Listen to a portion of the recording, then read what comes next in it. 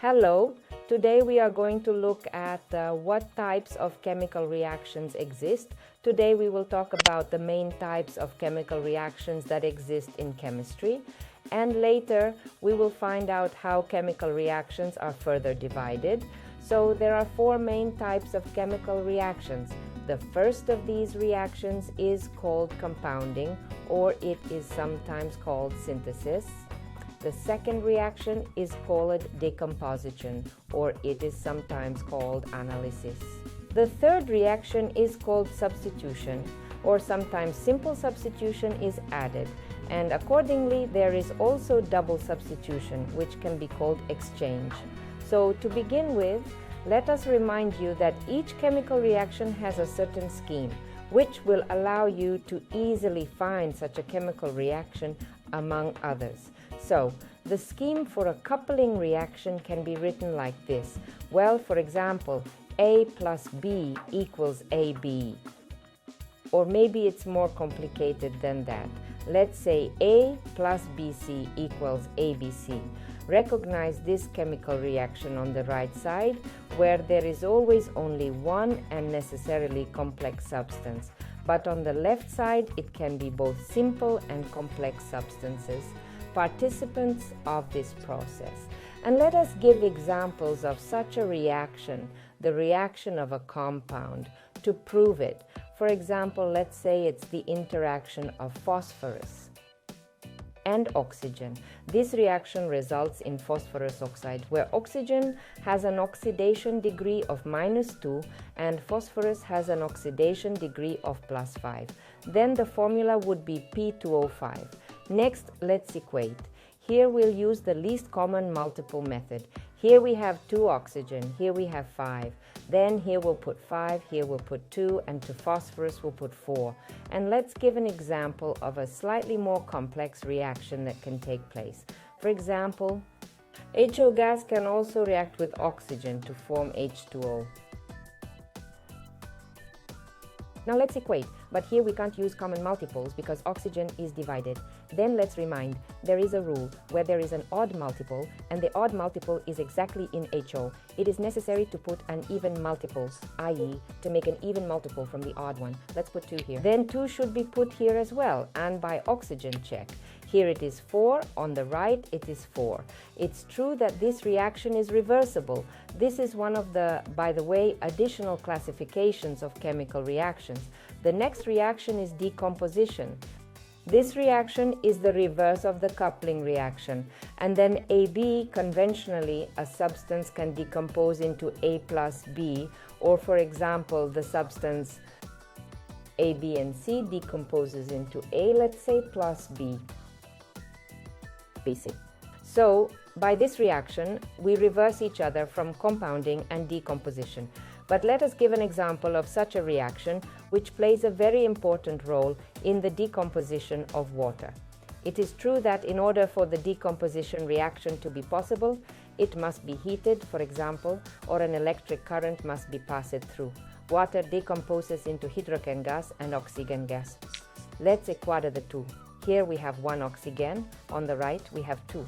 We'll put 2 in front of the water formula, and accordingly we'll put 2 to the hydrogen as well. And let's give an example of a slightly more complex interaction. For example, if we take the substance sugar, C12, H12O11, then also by heating this substance can be decomposed to the element carbon, and next we have water. So we get carbon in the form of carbon black and water. Let's equate. Carbon on the left side is 12, here it is 1. So let's put 12 to carbon. But hydrogen, pay attention, hydrogen is 22 and oxygen is 11. Says that we should put 11 here. Let's check. 12 carbon on the right, 22 hydrogen, and here 22, oxygen 11, and here 11. A substitution reaction is an interaction between a simple substance and a complex substance, in which atoms of the simple substance replace one of the elements of the complex substance. For example, an interaction like this.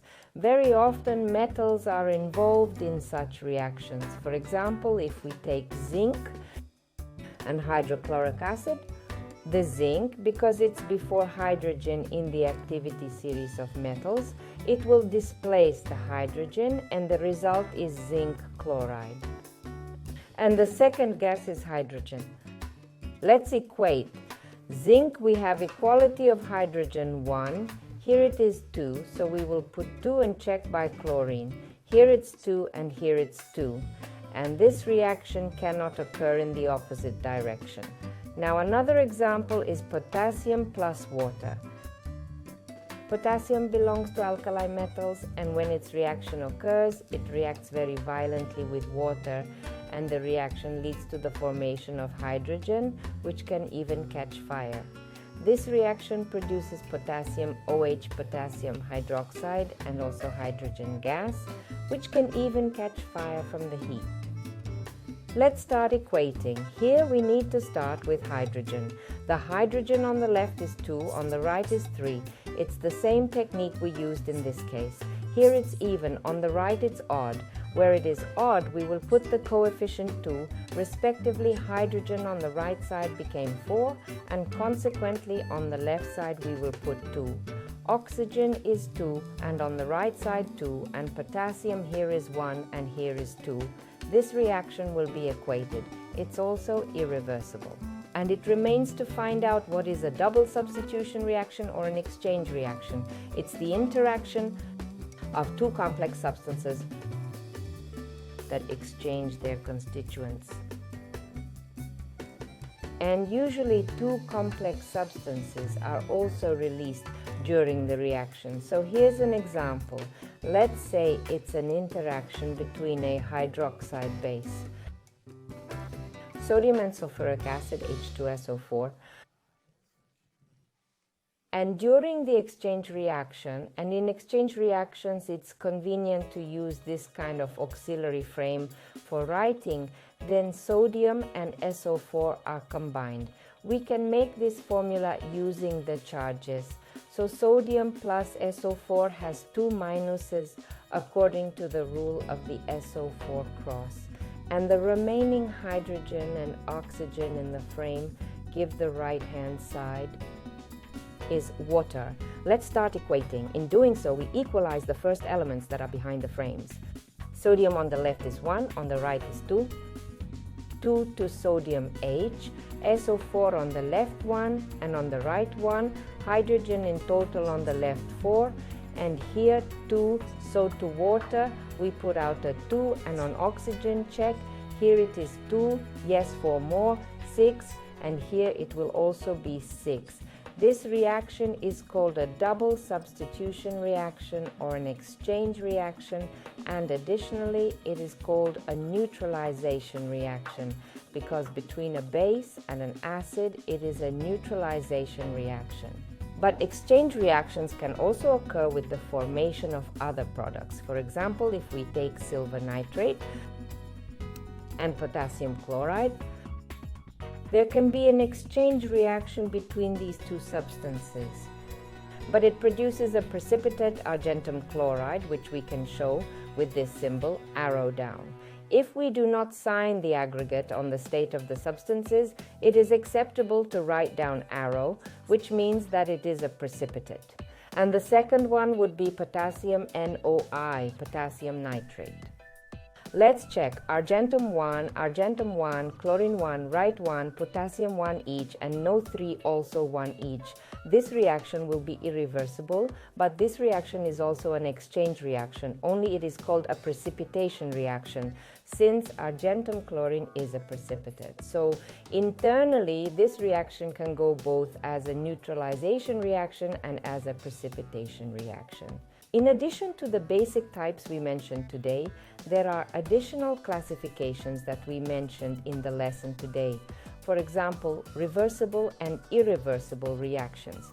In addition, there are reactions that require heat to occur. They are called endothermic reactions, and there are reactions in which heat is released. They are called exothermic reactions. Part of the reaction can cause other reaction conditions, such as light. For example, photosynthesis, which requires light and is an endothermic reaction. There are other additional divisions of chemical reactions that we will definitely talk about in future lessons. Well, today, I hope these types of reactions are clear, you will not be confused about them, and will be easy to understand. That's all for today. Goodbye.